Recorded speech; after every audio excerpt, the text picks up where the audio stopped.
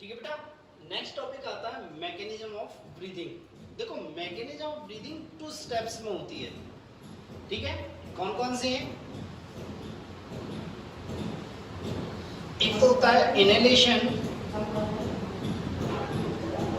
इसको और क्या बोलते हैं? इंस्पिरेशन। सेकंड एक्सहेलेशन और एक्सपीरेशन। देखो इनहेलेशन का मतलब क्या होता है कि एटमॉस्फेयर से एयर का लंग्स के अंदर, लंग्स में एंटर करना, ठीक है। एटमॉस्फेयर से एयर का लंग्स में एंटर करना, ठीक है। एक्सहेलेशन क्या होता है? लंग्स से एयर का एटमॉस्फेयर में रिलीज होना, ठीक है। बात समझ में? इसमें क्या हो रहा है? बॉडी के अंदर एयर इंटर कर रही है, इधर से बॉडी के अंदर एयर एग्जिट कर रही है, ठीक है। ये क्या बेटा? एक्टिव प्रोसेस है। क्या बेटा? एक्टिव प्रोसेस है। और ये क्या? 2 सेकेंड का टाइम लेता है। ये क्या? पैसिव प्रोसेस है। क्या बेटा? पैसिव प्रोसेस है। और ये कितना लेता है? 3 सेकेंड्स टाइम लेता है, ठीक है। अब देखो मेरी बात सुनो।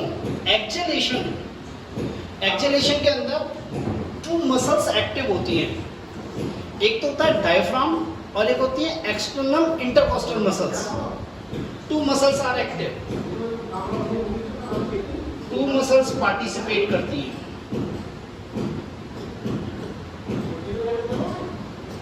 Number 1 diaphragm and internal intercostal muscles, external intercostal muscles. इसके अंदर no one muscles active, no one muscles active, ठीक है। नेक्स्ट क्वेश्चन आता है कि इंस्पिरेशन कब होगा और एक्सहेलेशन कब होगा, इनहेलेशन कब होगा और एक्सहेलेशन कब होगा। देखो क्या होगा, जब एटमॉस्फेयर में एयर का प्रेशर अधिक होगा, लार्ज होगा, और एयर का प्रेशर लंग्स में क्या होगा? लोअर होगा। जब pressure of the air in atmosphere is higher than the pressure of the air in the lungs, तो क्या होगा? एयर किसकी तरफ मूवमेंट करेगी? Lower pressure to, sorry higher pressure to lower pressure. तो एयर क्या ले जाएगी? बॉडी से, बॉडी के इनसाइड, बॉडी के अंदर जाएगी, लंग्स के इनसाइड में जाएगी, ओके। इसमें क्या होगा? एयर बाहर कब आएगी? एयर एक्सहेलेशन कब होगा? देखो जब प्रेशर का प्रेशर या इंट्रापल्मोनरी प्रेशर क्या होगा? अधिक होगा, और एटमॉस्फेरिक प्रेशर क्या होगा? कम होगा। तो हम जानते हैं मूवमेंट कब होगा? हाई प्रेशर से लोअर प्रेशर की तरफ। तो क्या होगा? एयर क्या जाएगी? लंग से एटमॉस्फेयर की तरफ, लंग से एटमॉस्फेयर की तरफ। You got it? ठीक है। तो फर्स्ट आता है इनहेलेशन या एक्सपीरेशन, ठीक है। तो फर्स्ट हम देखते हैं इनहेलेशन या एक्सपीरेशन।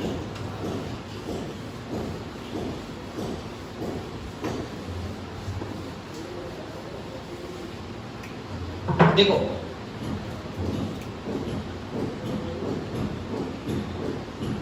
इनहेलेशन या इंस्पिरेशन, देखो बेटा इसमें क्या होती है? एयर कहाँ से? एटमॉस्फेयर से इंटर इन लंग्स। कब? जब atmosphere pressure is greater than the intrapulmonary pressure, ठीक है। कब? When the atmospheric pressure is greater than the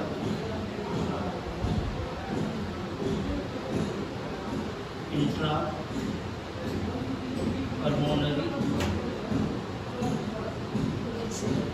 ठीक है। क्या ये एक्टिव प्रोसेस है? Take 2 seconds। 2 muscles are active, 2 muscles participate करती हैं। Number 1 diaphragm and second major external intercostal muscles, external intercostal muscles. देखो ये प्रोसेस कैसे होगा। ड्यूरिंग इनहेलेशन,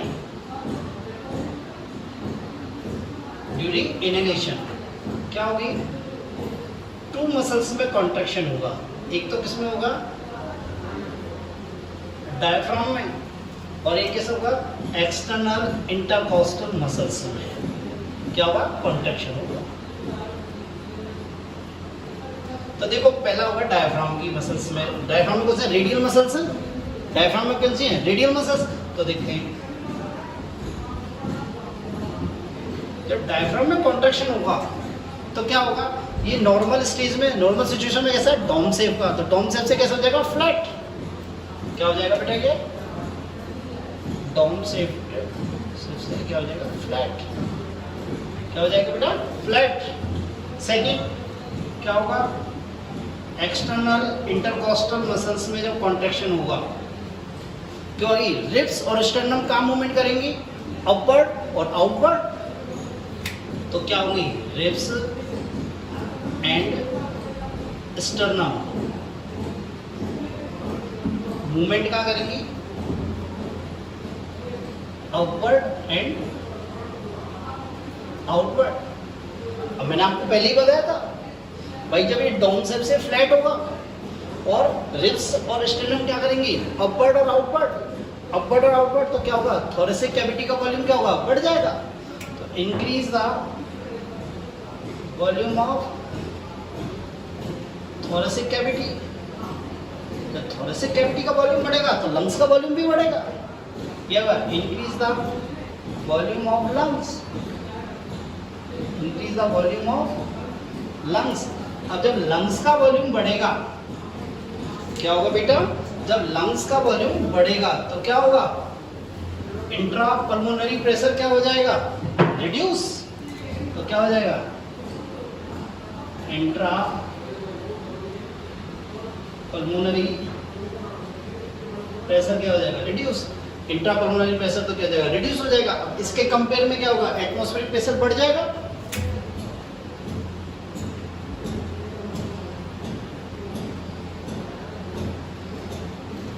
एटमॉस्फेरिक प्रेशर बढ़ जाएगा तो क्या हो गई, movement of the air in the lungs from the atmosphere. So air enter in lungs, air enter in lungs, or that process inhalation, that process called inhalation। देखें क्या हुआ, to muscles participate करती हैं, डायफ्राम और external intercostal muscles. और जब इनमें contact हुआ तो डायफ्राम क्या हो गया, डाउन शेप से क्या हो गया, फ्लैट हो गया। ठीक है, और क्या हो गया, रिब्स और स्टर्नम, जब इनमें एक्सटर्नल इंटरकोस्टल मसल्स में कॉन्ट्रैक्शन हुआ तो क्या हुआ, रिब्स और स्टर्नम क्या हुई, मूवमेंट क्या हुआ, अपवर्ड और आउटवर्ड। ठीक है, तो क्या हो गया, थोरेसिक कैविटी का वॉल्यूम बढ़ गया तो लंग्स का वॉल्यूम भी क्या हो गया, बढ़ेगा। लंग्स का वॉल्यूम भी बढ़ेगा। जब लंग्स का वॉल्यूम बढ़ेगा तो इंट्रापल्मोनरी प्रेशर क्या होगा, कम होगा। इंट्रापल्मोनरी प्रेशर कम होगा, और इंट्रापल्मोनरी प्रेशर कम हुआ तो इसके कंपेयर में क्या होगा, एटमॉस्फेरिक प्रेशर बढ़ गया। जब एटमॉस्फेरिक प्रेशर बढ़ गया मतलब ये प्रेशर अधिक और ये प्रेशर कम है तो क्या होगा, एयर एटमॉस्फेयर से कहाँ एंटर कर जाएगी, लंग्स में। कहाँ पड़ जाएगी, एंटर कर जाएगी लंग्स में। और ये क्या हो गया, इनहेलेशन। क्या हो गया, इनहेलेशन। देखो लंग्स का वॉल्यूम बढ़ेगा तो प्रेशर घटेगा। देखो कैसे, मान लो ये इतना सा, अभी इतना बड़ा लंग्स है और इसमें एयर है, मान लो 100 ml एयर है तो एक पर्टिकुलर प्रेशर होगा कोई। ठीक है, अब क्या हुआ, इसका इतना प्रेशर, इतनी साइज बढ़ गई, मान लो इमेजिंग, तो एयर कितनी है इसमें, 100 ml ही है ना, 100 ml एयर है। तो भाई प्रेशर पहले तो ये एयर क्या लगाई थी, इधर ज्यादा लगा रही थी, अब प्रेशर क्या लगेगी, कम लगेगी। तो इंट्रापल्मोनरी प्रेशर क्या हो गया, कम हो गया। बात समझ में आई। नेक्स्ट आता है एक्सेलेशन। नेक्स्ट क्या आता है बेटा, acceleration.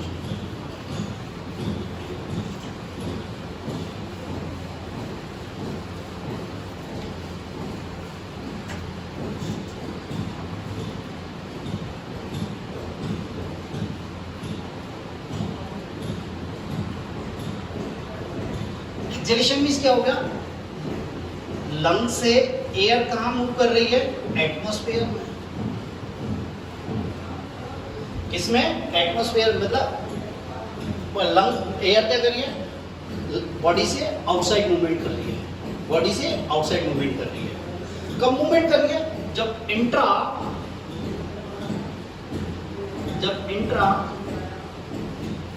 Pulmonary pressure greater than the atmospheric pressure.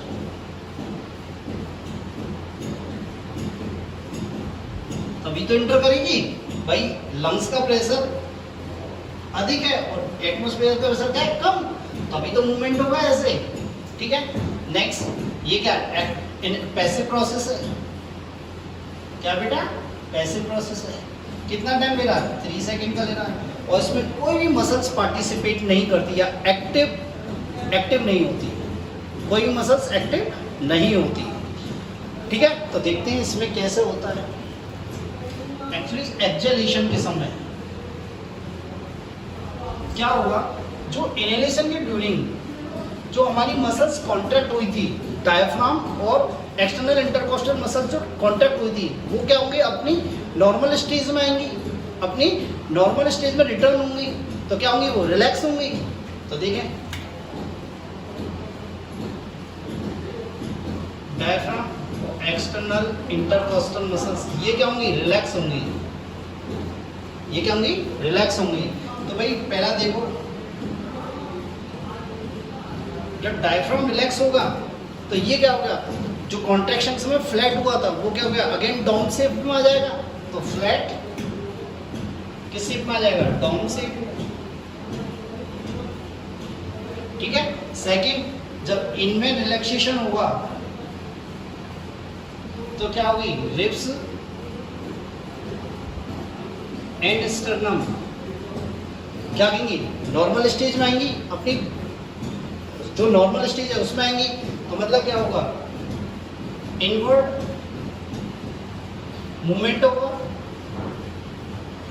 क्या होगा, इनवर्ड मूवमेंट होगा। ठीक है, तो इनवर्ड मूवमेंट होगा तो क्या हो गई भाई, डायफ्राम डाउन शेप का हो गया, रिब्स और स्टर्नम क्या हो गई, जो बाहर आई थी अपवर्ड आई थी वो इनसाइड चली गई। तो क्या होगा, थोरेसिक कैविटी का वॉल्यूम क्या हो गया, कम हो गया। तो थोरेसिक कैविटी का वॉल्यूम कम हो गया तो लंग्स का वॉल्यूम क्या हो गया, बढ़ गया। लंग्स का वॉल्यूम क्या हो गया, लंग्स का वॉल्यूम क्या हो गया, घट गया। तो वॉल्यूम ऑफ लंग्स क्या हो गया, घट गया। भाई थोरेसिक कैविटी का वॉल्यूम जब कम होगा, इस कैविटी का वॉल्यूम कम होगा तो लंग्स में प्रेशर बढ़ेगा, तो इसका वॉल्यूम भी क्या होगा, कम होगा। जब इसका वॉल्यूम कम होगा तो क्या होगा, इंट्रा पल्मोनरी प्रेशर क्या होगा, राइज होगा। इंट्रा पल्मोनरी प्रेशर राइज हो गया। अब इंट्रा पल्मोनरी प्रेशर के कंपेयर में देखें तो एटमॉस्फेयर क्या हो गया, लोअर हो। एटमॉस्फेरिक प्रेशर क्या हो गया बेटा, लोअर हो गया।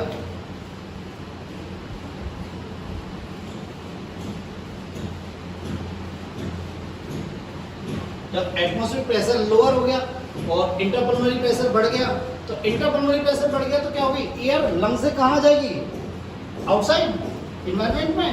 तो air move outside the body, मतलब एटमॉस्फेयर में। ऐसे ही क्या बोला हमने, एक्सेलेरेशन।